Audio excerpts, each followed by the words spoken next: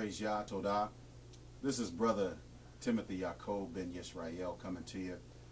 Just want to say thank you for all of you who have stopped by to watch this video, this initial video of the ministry that the Most High God, Yah has called us to do and to perform. I'm just going to kind of take a little bit of time to kind of give you a little short, brief testimony of what the Most High has spoken to me and has called me to do. First and foremost, you already know, just by me being here, the Most High has called me to teach and to preach His word, etc. And to, but I think first and foremost, let me just kind of, what I'm going to do is I'm going to give you a dream that I had. This is what is this? I think this is October, not October. I'm sorry. That's when I actually had the dream. Was in October of 2008 when I had the dream, and I'll just kind of go through it here. What the Most High has called me to do, and let me just kind of give you the dream. I was in my house, and in this dream, and this, by the way, this dream was actually, it was so vivid and so real that it woke me up in the middle of the night. It woke me up in the middle of the night, and I'll tell you when it woke me up. But it was so vivid, so I don't want to use the word horrible, but so magnificent that I had to document the dream. I had to write it down, and I did document it. I did write it down, and but I'm just going off of memory because I know, you know, what the Most High has called me to do. So anyway, I was in my house, and we live on a corner lot. Our home is on a corner lot, and we of course live in a neighborhood, obviously. And basically what was going on is that I walked out to my front door. I heard some noise going on outside in the front of the house. And I walked to the front door, and I opened up the door and looked outside, and down the hill on the street, there were some people parking. They had parked their cars, 2 or 3 cars they had parked, and people were getting out of the car. They were getting out of their cars, and they were pulling out audio and or video equipment out of their car. And just across the street was a facility which would be equivalent to a theater type, or a theater, or like a civic center, that type of building, okay, where performing arts or performances take place, concerts, etc. You know. At any rate, I wanted to go and to see what was going on. So I proceeded to go across the street, and I entered in the building, and basically, you know, I walked up by the stage, and the people were performing. I don't know if they were rehearsing or what have you, but what it seemed as though that they were doing some sort of a musical or something, because everyone seemed to be dancing in step, or in stride, or in a syncopated fashion, and music, etc. And then so it seemed like they were preparing for a performance. And so anyway, so I walked around the other side, and there were lots of people in the building, you know, people that were lookers on, and people that were observing the performance, etc. And everyone seemed to be having a good time, you know, laughing, etc. and carrying on. And I walked up to these. I don't know if they were two females or one male and female, but I think it was 2 females. And I asked them. I said, what is going on here? What is this, and what is going on? And they turned to me, and and again, their facial expression, their countenance changed immediately.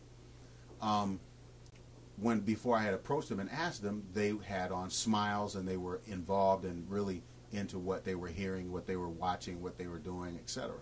And as soon as I asked them that, the countenance immediately changed, and the countenance on their face was that of like someone who was confused, a confused look, a lost look, and basically they were like, I can't remember exactly what they said to me, Matter of fact, I don't even think they even said a word, but they looked lost and confused in their eyes, you know. And so anyway, next thing I know, I am I'm out in the middle of the country somewhere, in the back of my house. Now I don't live out in the country, y'all. I live in the city. So, but I was taken. All of a sudden, I was taken to the back of a house. I don't know if it was my house or it was a house, and I was outside in the back. Okay, and it was dark outside. It was pitch dark outside, and I was behind the garage. And so, matter of fact, let me do this.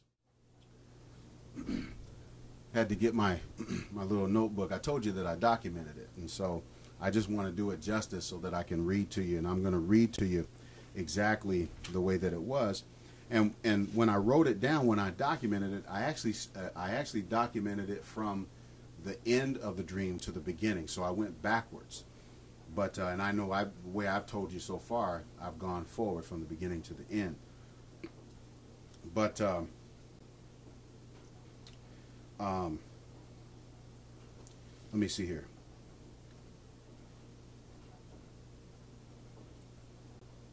Okay. So again, I was so basically at that time I'm just reading, picking up from here from where I left off. At that time, after I had left the facility, I was in the backyard, and then at that time I was in the back of the house outside in the country, and it was dark as I began to talk. It was dark, and as I began to talk, the wind started to pick up. Okay? And I saw clouds beginning to form into a whirlwind. All right? And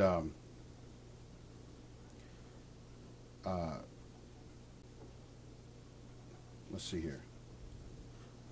And I had I'm trying to get to that part. Okay. So anyway, here, okay. So it basically began to form a whirlwind. A whirlwind, the winds began to pick up as I began to speak. Okay, and then I heard a voice. Begin to speak. Okay, and it says before he spoke. Sorry, I was outside in the back of a house, as it were out in the country. I said, or I was saying, this is what I was saying, okay? I was saying this. I was saying we must pay close attention to our surroundings. What we see or what meets the eye is not always or not what always is. We must use our ears, and we must tune our ears. And then I asked the question, what are we hearing? What are we hearing? And then the whirlwind came. Now, the whirlwind or the tornado, basically, as I stated, you know, the clouds began to form, etc. The voice spoke and said to me. Now, listen to this. Now, the voice said to me, "Tell the people to do righteousness and justice, for my wrath cometh soon." Now, I'm going to repeat that again. This is what the voice said out of the whirlwind. Okay, out of the whirlwind, this is what the voice said to me. The voice said, "Tell the people to do righteousness and justice, for my wrath cometh soon." And then I immediately responded and said, "Yes, sir." And the whirlwind was taken up, and the sky turned blue, and it was clear and sunny. Now, that's basically, that dream took place, like I stated, back in October of 2008. Here we are in April of 2000, or I'm sorry, not April, we're in March of 2009. And so, in obedience to the Most High, I've been working on, you know, putting some lessons together, etc., to begin to do just that, to tell the people to do righteousness and to do justice. Now, basically, that's pretty much it. I was in the, what you want to say, I was in the church. I was actually in the Baptist church, Full Gospel Baptist Church Fellowship, for some odd years, many years, and then we moved to a non-denominational church.